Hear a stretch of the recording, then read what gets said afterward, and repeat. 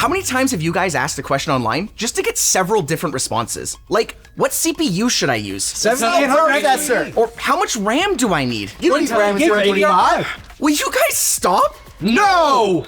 Well, at least they can all agree on that.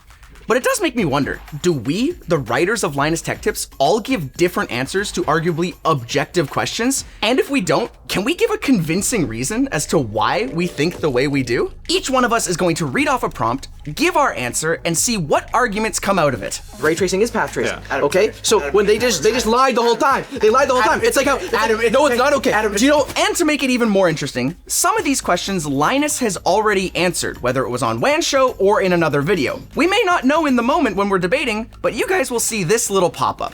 How about we start with that first one? How much RAM and storage do you need for gaming in 2025? I would make the argument that you only need about 16 gigabytes of memory and 1 terabyte of storage. If you're doing more demanding tasks like Photoshop editing or video editing, then I would argue for more RAM, but I feel like 1 terabyte gets you enough of a handful of games. We gotta use the paddles. So we gotta use the paddles. It's close. It's really close. I think that 1 terabyte is enough for games, and I think 16 gigs of RAM is starting to be on the low end if you're running Windows 11 and if you're doing any kind of extra, like I have my Plex server on my computer, and so I've been getting low memory warnings with 32 gigs of RAM when I try to launch a game if I have stuff running in the background. Yeah, That's a fair point. He only said gaming. He only said gaming. That's true. I would also agree with you insofar as that the difference in price between 16 and 32 is not that big. Yeah. And you are gonna get a lot more long-term value out of a 32 gigabyte kit. There's really good value DDR5 kits. So if you're building a DDR5 machine, I would push towards 32. But if you're going so budget that you're on DDR4, 16 is probably still adequate. But like everything we're going to answer today, I think it's going to be it depends. It also depends on your internet speed and if you are capped on data. Because if it is a big deal to download games that takes 2 days and you are limited to 200 gigs a month, then you want to have a lot of storage. What are you guys playing? This? Okay, click. Yeah.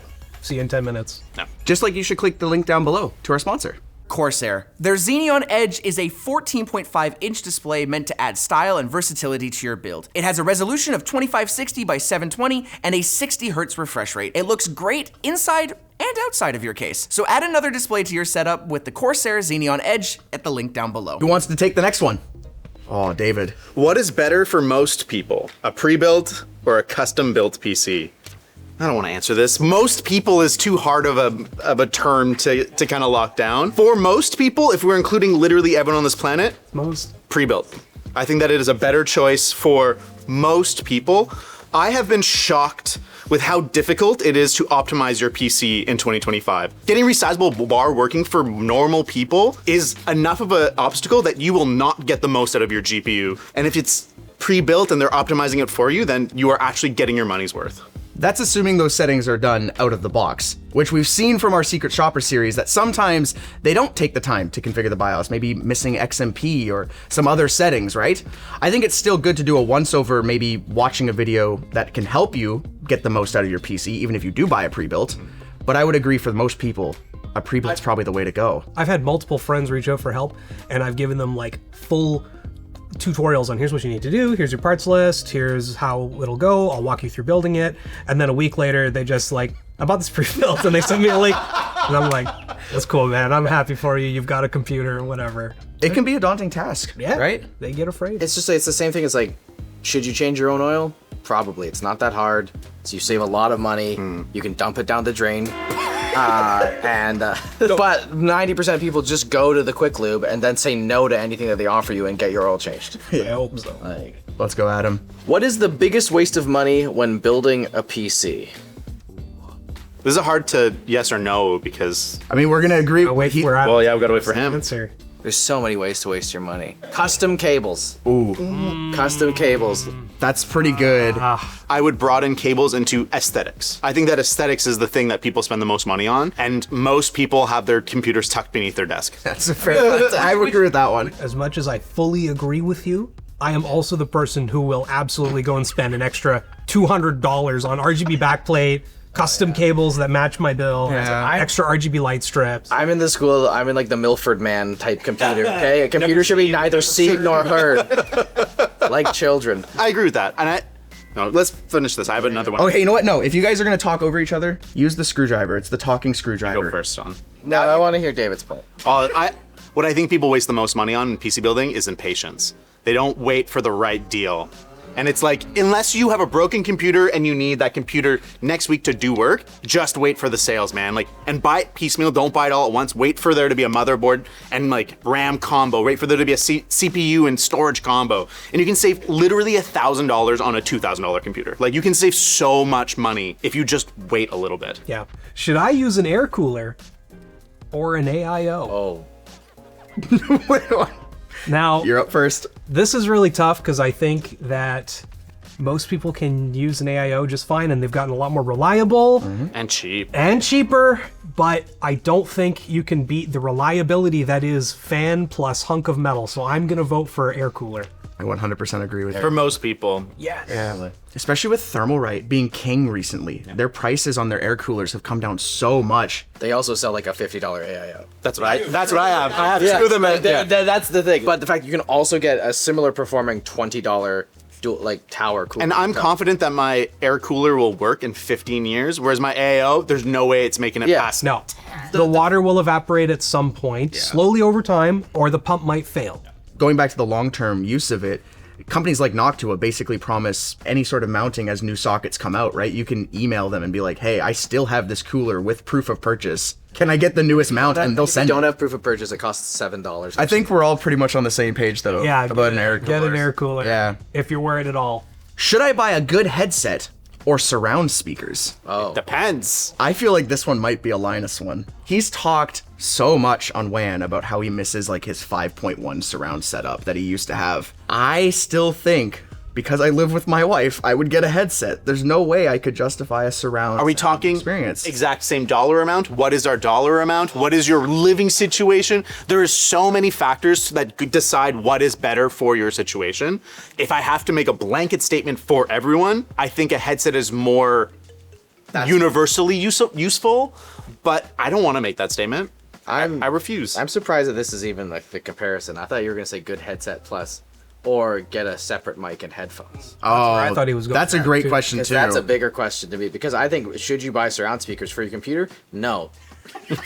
Stupid. Let's debate that other question because I think we're actually more interested in the minutia of that. I am. Headset with mic built in or headset and mic combo separately? With unlimited budget, of course having separate devices is better. 100%. You have $100 budget. Oh, okay, headset probably. At the combo. Or like the Really? mic built For in. $100, yeah, because you're not going to get a decent pair of headphones and a decent mic for $100. If you're buying brand new, kind of, Yeah. I completely agree with you on that. I would. Yeah, because on top of that, you have to contend with the fact that then you deal with two devices, which is either twice as many things to charge, Yep. or twice as many wires. You have to deal with.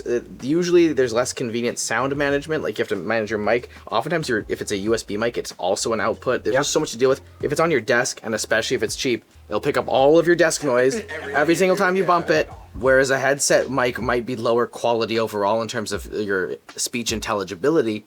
It's going to be less annoying to everybody on the Discord call with you. Yeah. That's fair. I would rather just spend $100 on headphones and pretend like I don't have friends. That's headset versus speakers. I would think it's got to be a headset over surround. I refuse to answer. It's too situational. Right in the middle. So I'm gonna agree with David. First question is not a comparison that's relevant to anybody normal. And then for the second question about should you get a combo headset mic or separate On a budget. on a budget, I think it's got to be combo. If you're as close to 99 as possible and you're not going used, the combo. No, I think you should still go separate and just get a crappy mic to start and then plan on investing in a $40 mic down the road. Fair. The man preaches patience. What is a better investment? Balling out on a high-end system today or spreading out the same money over several small upgrades? I'm a believer in using your money economically, and there's such a big point of diminishing returns in PC building that you should aim for good enough today with smart upgrades that you know you're going to do in a couple years. I agree. Oh, I might be the only one that disagrees. Tell us why you disagree, Elijah. My idea behind this is, let's say it's $5,000 over 5 years. I don't know, that's a really top of the line system, by the way. I think like if you're buying that good of a computer in our current state of gaming and how it's been the last couple years, you're gonna be totally fine in that 5 years versus trying to get to that same performance by the time it's at that 5 year mark. I buy a $3,000 system right now and then I buy a $2,000 graphics card 5 years from now, I'm gonna have a better system. Yeah. Maybe it just depends on then what your starting and end budget is, right? Because I think if you start with $1,000, I would totally agree on doing a more upgrade path, right? I think it's tough because there's always a little bit of like crystal balling and like I think that GPUs will be better value in 2 years, so I'm gonna plan for that to be the time that I upgrade my GPU. But you never really know, like something catastrophic can happen in the world or things can change or someone has breakthrough technology and all of a sudden there's $250 graphics cards that are really friggin' good. And I feel like that's playing a dangerous gambling game in some elements versus you know what you can get right now. This is what you can get. Yeah, but what you can get right now sucks. I agree on that part. Let's reduce it from 5,000 because that's way more than. Okay, but go to 2,000. 2,000 total. $2,000 total. $1,000 PC, $1,000 of a index ETF. Okay, and then Honestly, yeah. sell that in 2 years. But then you have to pay taxes on the income you make. No, I put it in my TFSA. It's a tax sheltered account. Obviously, I use my registered account, Elijah. This is financial advice. No. I think, again, it comes down to situational, but I would agree for probably most people, I would probably lean back towards you guys. And I would agree that doing the incremental upgrades is better. For most people. When you're buying crypto, you dollar cost average, okay? Dollar cost averaging. That's when you space out. That's why you even out your losses. Is ray tracing worth the FPS hit? Absolutely not. Ray tracing is yet to be is a still unproven technology. It is a perform worse button. Half the time, unless you're using the ultra ray tracing settings, you're getting worse than the baked-in lighting. That's true for the middle and below settings on Cyberpunk. It's true in Alan Wake until you get to the really high settings, which absolutely nuke your performance. Ray tracing, it was a solution looking for a problem that has been shoved down our throats by the NVIDIA, and now everyone's doing it for some reason because it has been the hype thing, and also NVIDIA is now a $5 trillion company, so if you just kind of, work with NVIDIA, then you get that NVIDIA money, okay? So here's the thing. Okay, no, it's not okay. It's not okay. Ray tracing sucks.